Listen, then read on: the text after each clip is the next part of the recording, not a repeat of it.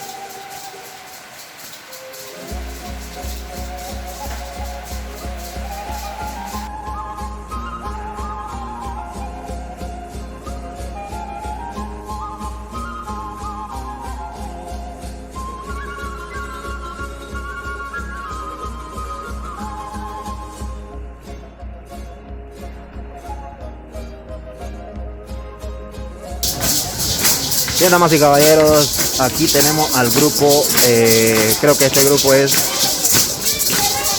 de acá de Alto Laguna, Ñurun. Son estos grupos que vienen por aquí. Estos están disputando lo que es la competencia de danza. Este grupo que viene aquí es el grupo de Udela Chichica, el grupo de Udela Chichica. Pero ahí están la gente de Cerro Algodón, los estudiantes de varias comunidades representando. Este es el grupo de aquí, el grupo local, así que ya lo saben, para que ustedes sepan, tengan una idea de lo que se está presentando en este lugar. Ahora, vamos por acá a ver el otro grupo.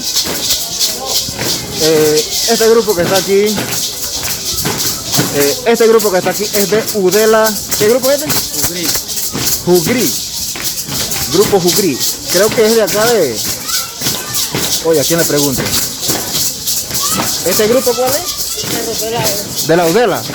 Ah, el grupo de Udela Cerro Pelado. Así que, amigos y amigas, totalmente espectacular. Ellos están combinando una serie de pasos, una serie de danzas, como aquí lo podemos ver.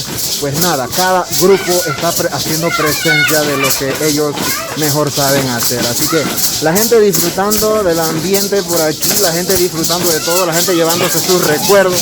Así que, amigos, y pues por aquí seguimos, ¿no? Nada, llevándoles a ustedes en directo todo lo que se está viviendo aquí en Alto Laguna. Un ambiente totalmente chévere, espectacular. La verdad, la primera vez que vengo por aquí, pero me ha llevado mi buena impresión y todos los demás.